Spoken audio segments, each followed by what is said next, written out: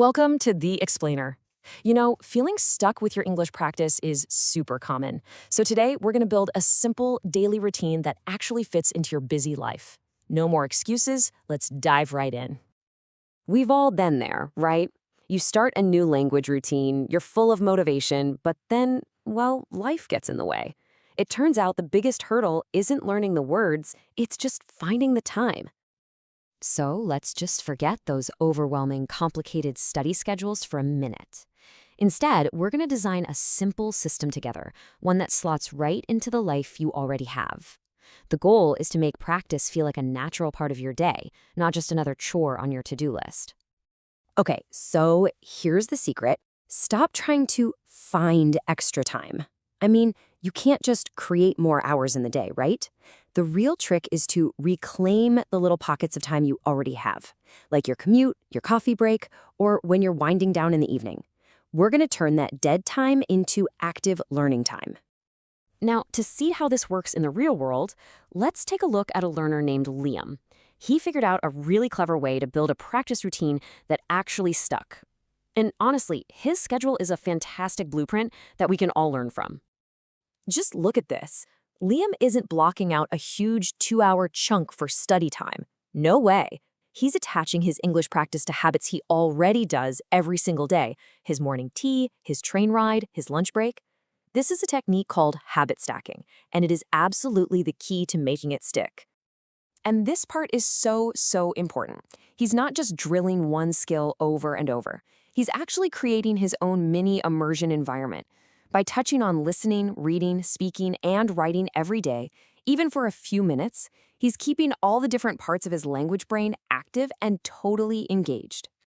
So, the big question is, how can you apply Liam's strategy to your own life?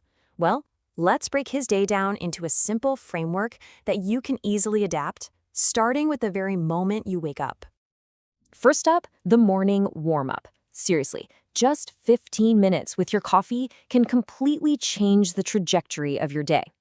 By listening to a quick podcast or reading a short article, you're priming your brain for English. You're getting it ready, making it so much easier to think and speak the language all day long.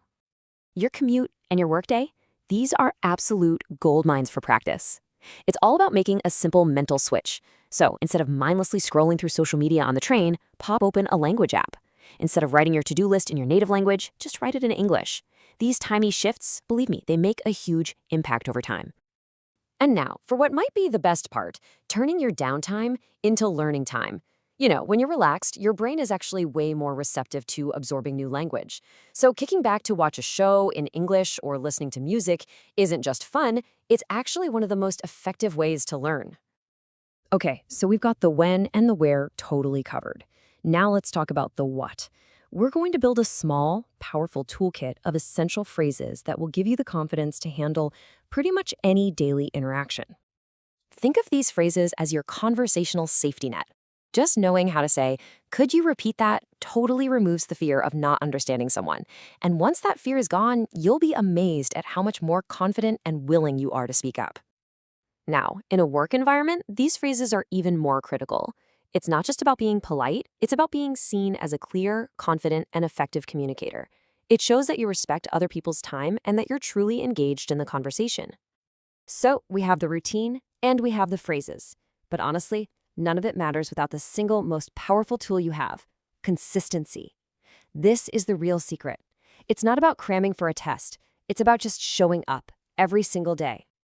Look, don't aim for perfection, aim for persistence. 15 minutes a day might not feel like much, but that effort compounds like crazy. Over a year, that adds up to over 90 hours of focused practice. That's how fluency is built, one small, consistent step at a time. So here's my challenge to you. Don't try to change everything all at once. That's a recipe for burnout. Just pick one thing. What is the one small change from this explainer that you can commit to doing tomorrow? Maybe it's listening to one song in English. Maybe it's writing one email. Whatever it is, start small, stay consistent, and I promise you will see results.